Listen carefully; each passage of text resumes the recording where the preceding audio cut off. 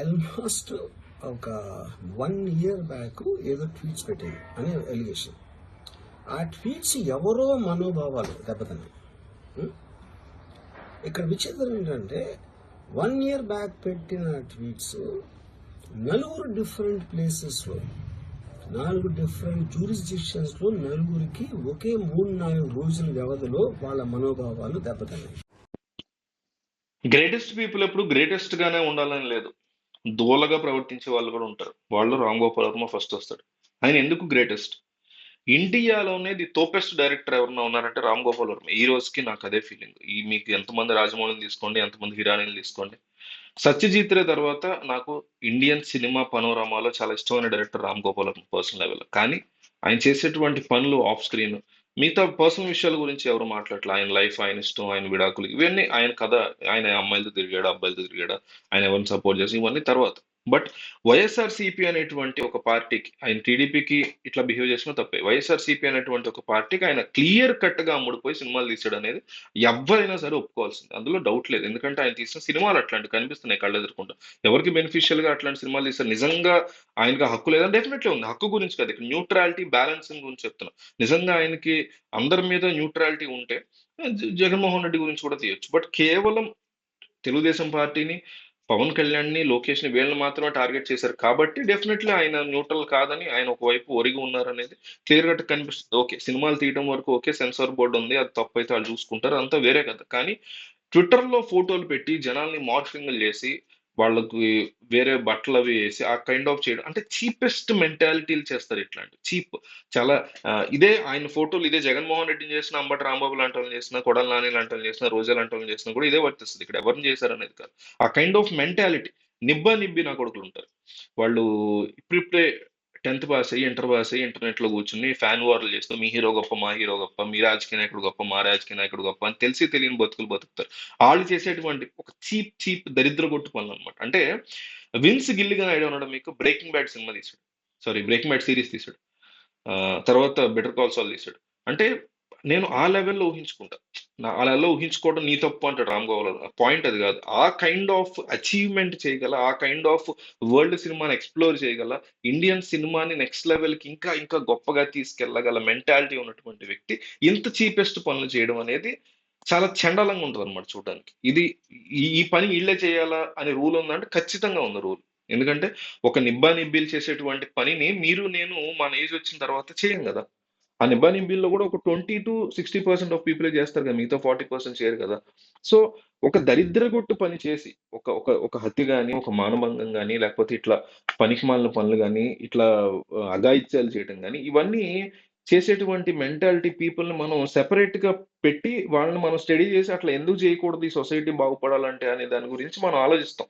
ఖచ్చితంగా సొసైటీ బాగుపడాలి, బెటర్మెంట్ అవ్వాలి అనే దానికోసం మనం వంతు ఎంతో కొంత అందరం చేయాలి సహాయం, సొసైటీ బెటర్మెంట్ కోసం. లేదు నేను సొసైటీతో నాకు ఎటువంటి సంబంధం లేదు, నేను ఒక్కడనే, నాదే స్వార్థం అనేటువంటి వాళ్ళు ఖచ్చితంగా, అది మీరు కావచ్చు, నేను కావచ్చు, రామ్ గోపాల్ వర్మ కావచ్చు, చంద్రబాబు, పవన్ కళ్యాణ్ కావచ్చు, జగన్ కావచ్చు, అలా మాట్లాడేటువంటి వాళ్ళు, అంటే అలా మాట్లాడేటువంటి వాళ్ళని మనం ఖచ్చితంగా సొసైటీ నుంచి సెపరేట్ చేయడంలో ఎటువంటి తప్పు లేదు.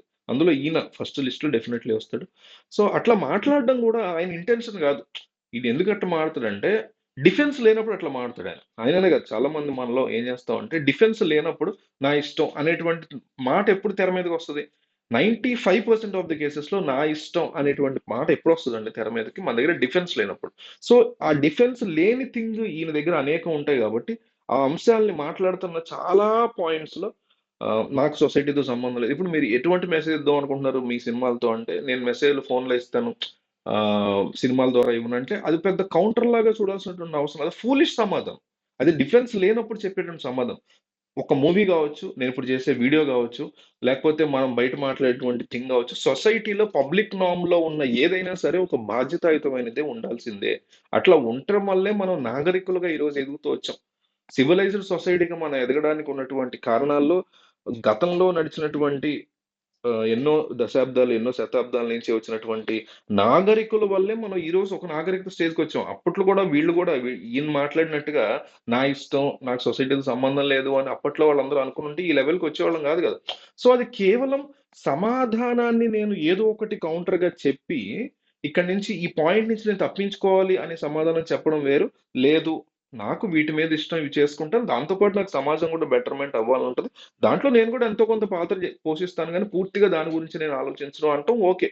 కానీ నాకు ఏమాత్రం సంబంధం లేదు సొసైటీతో, నా ఇష్టం వచ్చినట్టు నేను బతుకుతాను అనేటువంటి ఆ మెంటాలిటీ అది కేవలం ఆన్సర్ చెప్పడానికి, కౌంటర్ ఇవ్వడానికి బావుంటది తప్ప, కంప్లీట్‌గా అది ఇర్రెలవెంట్‌గా, ఫూలిష్‌గా అనిపిస్తది. సో, ఈ కేసు విషయంలో ఈయన్ని అరెస్ట్ చేస్తారా? ఈయన రీసెంట్‌గా ఒక వీడియో చేసి, ఇందులో నేను ఏమాత్రం భయపడట్లేదు ఎవరికీ. ఈ ఫోటోలు మార్ఫింగ్ చేయడం వల్ల ఎవరివో మనోభావాలు దెబ్బతిన్నాయంట, వాళ్ళవి దెబ్బతినలేదు అనేటువంటి మాటలు కూడా ఆయన మాట్లాడుతున్నాడు. అంటే నేనేమంటున్నానంటే, వేరే వాళ్ళ మనోభావాలు దెబ్బతిన్నా కూడా కేసు పెట్టేటువంటి అవకాశం లాలో ఉంది గాబట్టే గదా పోలీసులు కేసు పెట్టారు. ఉత్తినే పెట్టరు గదా! ఇప్పుడు మీ గురించి పవన్ కళ్యాణో, లేకపోతే జగనో, లేకపోతే వాళ్ళో ఎవరో వచ్చి కేసు పెట్టాల్సిన అవసరం ఏముంది? ఒక ఒక సెక్షన్ ఆఫ్ పీపుల్ దాన్ని మనోభావాలు కైండ్ ఆఫ్ థింగ్ దెబ్బతిన్నా గూడా అవకాశం ఉంది గాబట్టి డెఫినైట్‌లీ కేసు పెట్టారు. దాన్ని పాయింట్‌గా పట్టుకొని ఆల్రెడీ అబ్స్కాండ్ అవుతూ కోర్టులో దాన్ని అన్నీ కొట్టేయాలని కేసులేసి దాని చుట్టూ తిరుగుతూ ఇదంతా గూడా గజిబిజి గందరగోళాన్ని క్రియేట్ చేస్తూ అదొక హీరోయిజంలో చూపించుకోవడం అనేది గూడా ఒక షీర్ ఫూలిష్‌నెస్ లాగా అనిపిస్తది తప్ప ఇంకోటి గాదు. పోలీసులు విచారణకు రమ్మన్నప్పుడు డెఫినైట్‌లీ వెళ్ళాలి. దానికి మనం సమాధానం చెప్పుకోవాలి. చేసుంటే బావుండేదని. చెప్పకపోవడం అనేది ఫూలిష్‌నెస్సే. లేదు, అక్కడికి వెళితే పోలీసులు ప్రభుత్వానికి పాజిటివ్‌గా పనిచేస్తున్నారు, వాళ్ళ కింద తొత్తుల్లో పనిచేస్తున్నారు అన్నప్పుడు డెఫినైట్‌లీ ఆ అలిగేషన్ వేసి దాన్ని ప్రూవ్ చేసే ప్రయత్నం చేస్తంలో భాగంగా దాంతో పాటు ఇన్వెస్టిగేషన్‌కి కూడా వెళ్లి, ఎంక్వైరీకి వెళ్లి అక్కడ ఆయన చెప్పాలనుకున్నది చెప్పొస్తే సరిపోయేది.